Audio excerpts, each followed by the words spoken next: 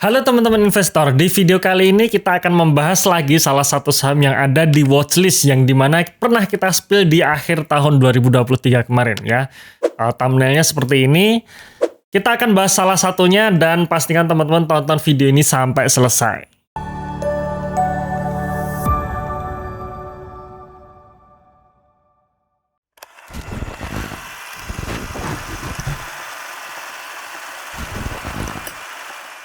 Oke, sebelum kita masuk ke pembahasannya, silahkan teman-teman untuk download ebook kami ya, karena kami sudah merilis ebook yang dimana ebook tersebut menurut saya bisa dijadikan tambahan referensi untuk perjalanan investasi jangka panjang Anda ya. Karena di ebook tersebut kita bicara mengenai investasi jangka panjang ya, mindset investasi dan juga ada contoh-contoh saham undervalue yang salah satunya akan kita bahas di video kali ini. Ebook tersebut bisa teman-teman download secara gratis melalui link di bawah ini atau dalam kolom komen pin ya. Jadi silahkan sekali lagi teman-teman untuk mendownload ebook tersebut. Oke, di video kali ini kita akan membahas salah satu saham yang ada di watchlist kami yaitu CAM ya, atau Campina Ice Cream. Siapa yang nggak suka dengan es krim? Kayaknya sih rata-rata semua suka dengan es krim ya, dan kita akan membahas salah satu produsen es krim terbesar di Indonesia ya, bahkan market leadernya. Kita lihat dulu pergerakan harga saham dalam jangka panjangnya. Jadi CAM ini kalau tidak salah IPO di tahun 2017 ya. Kemudian sempat dihargai 1.300 dan akhirnya jatuh saat pandemi Covid kemarin tahun 2020 ya, di harga sekitar di bawah 200-an ya, sekitar 150 sebelum akhirnya beranjak-anjak sudah mulai naik. Saat video ini diambil harga saham CAM di perdagangan di level 364 di sini. Dan seperti biasa saya akan lihat ya, biasanya saya akan lihat posisi historinya, apakah ada histori kenaikan harga saham yang cukup signifikan atau tidak ya, dan ya bisa kita simpulkan masih ada potensi kenaikan upside yang cukup oke ya menurut saya untuk CAM ini. Nah, dari sini akan kita lihat kinerjanya, apakah kinerjanya ada potensi seperti histori sebelum tahun 2020 atau tidak. Nah, sekarang kita masuk ke perusahaannya ya. Pertama kita lihat company profile, di mana CAM ini bisa dikatakan adalah perusahaan yang sudah sangat lama berdiri. Berdiri tahun 1972. Saya yakin mungkin mayoritas kita semua belum lahir ya di tahun 72 ini ya. Saya sendiri juga belum lahir tahun 72. Kemudian di tahun 94 atau 22 tahun setelah berdiri, akhirnya CAM ini berkembang ya, yang tadinya produksi es krim rumahan sekarang menjadi produksi massal alias membangun pabrik. Sampai akhirnya di tahun 2017 CAM akhirnya IPO di Bursa Saham Indonesia. Nah, dari pemaparan manajemen mengatakan bahwa CAM ini adalah produsen es krim lokal terbesar di Indonesia ya. Jadi CAM ini mengklaim bahwa CAM ini adalah es krim dengan market share terbesar di Indonesia. Yang dimana es krim Campina ini bisa kita temukan di banyak toko ya, baik itu di e-commerce dan marketplace online maupun yang offline. Untuk pasar offline ada banyak sekali jalur distribusi, baik itu melalui pasar tradisional, institusi, horeca, pasar modern, armada keliling, maupun di event-event tertentu.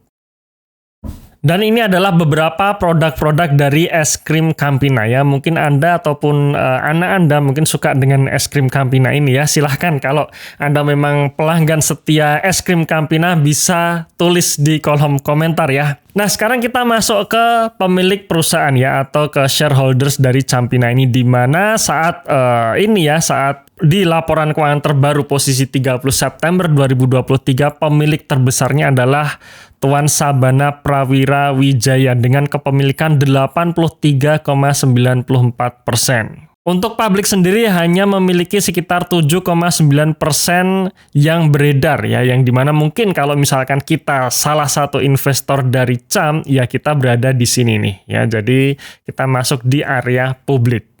Kita langsung masuk saja di neracanya ya. Kalau kita lihat neraca dari Campina ini posisi terbaru 30 September 2023 menurut saya sangat-sangat sehat dan kuat ya. Kenapa? Karena perusahaan memiliki aset yang sangat besar. Posisi 30 September 2023, komponen kasnya mencapai 503 miliar rupiah. Dan ini kurang lebih hampir 50% ya, kurang lebih sekitar 50% dari total aset perusahaan. Jadi bisa dibilang dari 1 triliun aset perusahaan, 500-nya berupa uang cash. Dan kalau kita lihat pos-pos terbesar lainnya, ternyata kas ini menjadi pos terbesarnya CAM. Dan kalau perusahaan memiliki kas yang besar, bisa dipastikan perusahaan rajin membayar dividen. Ya, nanti kita akan hitung kira-kira berapa sih potensi dividen yield yang akan kita terima di harga saat ini ya. Nah, bicara mengenai kas yang besar, maka kita tidak perlu mengkhawatirkan liabilitasnya ya. Bahkan kalau kita total semua liabilitasnya, baik itu jangka pendek maupun jangka panjang, ternyata jumlahnya lebih kecil dibandingkan kasnya. Artinya, ya semua kewajibannya pasti bisa terbayar ya. Alias kita nggak perlu khawatir ketika misalkan ya kalau perusahaan yang punya kas besar ini biasanya jauh dari kata gagal bayar liabilitas. Oke, sekarang kita langsung masuk saja ke kinerja operasional perusahaan, di mana kalau kita lihat laba rugi perusahaan ini juga cukup menarik. Di sisi penjualan, CAM naik 2% dari 858 miliar rupiah menjadi 872 miliar rupiah. Kemudian laba kotornya naik 6% dari 481 miliar rupiah menjadi 509 miliar rupiah dan laba bersihnya naik 7% dari 104 miliar rupiah menjadi 112 miliar rupiah. Sekarang kita lihat pendapatan maupun laba bersih dalam jangka panjangnya. Dimana kalau kita lihat pendapatan dari CAM ini menurut saya cukup stabil ya. Memang tidak ada kenaikan yang signifikan, tetapi bisa dikatakan sejak tahun 2020 sales dari CAM ini selalu naik. Ini adalah proyeksi tahun 2023. Di mana kami proyeksikan pendapatannya naik kurang lebih sekitar 5% saja ya. Dan begitu juga dengan laba bersihnya. Laba bersihnya pun juga ternyata ada kenaikan yang cukup oke. Di mana sejak tahun 2020 saat pandemi Covid ya terjadi penurunan yang signifikan, kemudian berangsur-angsur mulai naik. Kalau misalkan laba di akhir tahun nanti menyentuh 157 miliar rupiah, maka bisa kita katakan bahwa kinerja CAM di tahun 2023 ini adalah kinerja all time high-nya. Bahkan kalau misalkan pahit-pahitnya ya tahun 2023 ini kenaikannya katakanlah sama dengan tahun 2022 atau hanya naik 5 atau 10% saja dibandingkan tahun 2022, maka tetap ya kinerja tahun 2023 merupakan kinerja all time high-nya yang saya selalu berpendapat bahwa ketika kinerja perusahaan sudah mencapai all time high, maka tinggal ditunggu waktu saja harga sahamnya juga pada akhirnya akan mengikuti. Nah, sekarang kita masuk ke valuasinya nih. Di harga saat video ini diambil yaitu 364 masih menunjukkan level PBV 2,2 kalinya. Ya, jadi garis warna merah ini adalah PBV secara histori dan disinilah harga PBV saat ini ya, saat harganya di 364. Kemudian kita juga bandingkan ROE-nya, di mana ROE di tahun 2023 ketika labanya tadi ya, misalkan menyentuh angka 150-an miliar menunjukkan ROE sekitar 16,8% yang menunjukkan ini adalah ROE tertinggi sejak perusahaan berdiri. Bahkan sekali lagi ketika labanya katakanlah tidak sesuai proyeksi kami alias hanya naik 5 atau 10% saja, ini juga masih merupakan ROE tertinggi perusahaan sejak berdiri ya, yang dimana kalau kita bandingkan antara ROE dengan PBV-nya, ROE-nya naik dan naiknya cukup signifikan, sedangkan PBV-nya masih di level sekitar 2 atau 1,9 kali. Yang menurut saya ini masih masuk ke harga wajarnya. Selain PBV 2,2 kali, kalau kita melihat secara PE ratio, maka PE ratio untuk CAM ini di harga 364 berada di level 13 kali. Di mana ini adalah PE ratio terendah sepanjang perusahaan berdiri ya secara historinya.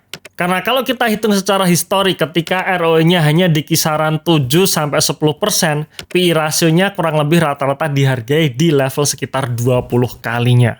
Dan satu hal lagi, yaitu mengenai dividennya. Di 3 tahun terakhir ini setelah pandemi, CAM selalu membagikan dividen dengan dividen payout ratio kurang lebih sekitar 100%, alias semua labanya dikonversi menjadi dividen. Itu pun kasnya masih besar. Anggap saja misalkan laba di tahun 2023 kemarin seperti proyeksi ya naik menjadi 150-an miliar di harga Rp364, ada potensi dividen yield sekitar 7%. Dan kalau misalkan laba bersihnya tidak menjadi 150-an miliar misalkan ya, katakanlah ya tadi ya naik 5-10%, itu masih ada potensi dividen yield sekitar 5-6%. Jadi kesimpulannya untuk saya sendiri, dividen dari CAM ini menarik ya, potensi dividen yieldnya menarik di tahun 2024 ini.